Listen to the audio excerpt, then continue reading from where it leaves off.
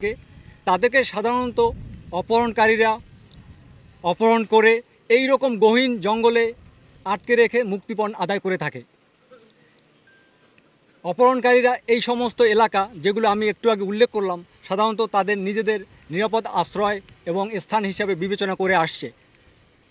যেহেতু এই গহীন এলাকাগুলো আইনশৃঙ্খলা বাহিনীর জন্য একটু দুর্গম, সেই জন্য অপহরণকারীরা এই সমস্ত জায়গাগুলো হরহামেশাই ইউজ করে আসছেন।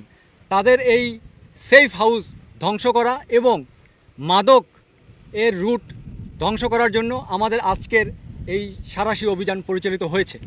আপনারা জেনে আনন্দিত হবেন যে আজকের এই অভিযানে আমাদের বাংলাদেশের আইনশৃঙ্খলা বাহিনীর সকল ডিপার্টমেন্টের প্রতিনিধিত্ব ছিল।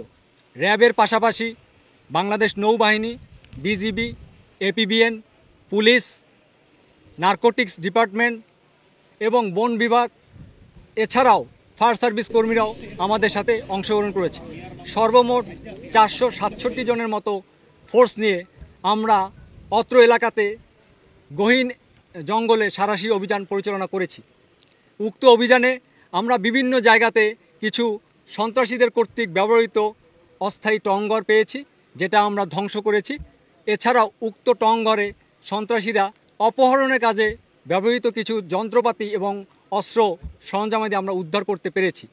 উল্লেখ্য যে আমরা এখানে আজকের এই অপারেশনে একটি 1 শুটার গান ও 8 রাউন্ড অ্যামুনিশন, 2টি লোকাল গান ও 4 রাউন্ড অ্যামুনিশন, এছাড়াও 10টি রামদা, কিরিস ও চাকু উদ্ধার করেছি, যেগুলো এই পাশের টেবিলে প্রদর্শিত আছে, আপনারা দেখে নেবেন।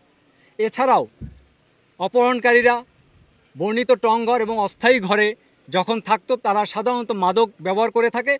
ওই মাদকের কিছু পরিত্যক্ত অংশ, কিছু গাঁজা এবং প্রায় 2050টার মতো ইয়াবা আমরা উদ্ধার করতে সক্ষম হয়েছি।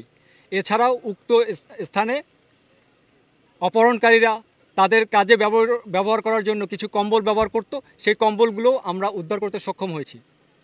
আমাদের একটাই উদ্দেশ্য ছিল যে বর্ণিত এই গহীন এলাকাগুলো যেন সন্ত্রাসীদের অভয়ারণ্য, নিরাপদ আশ্রয় না থাকে।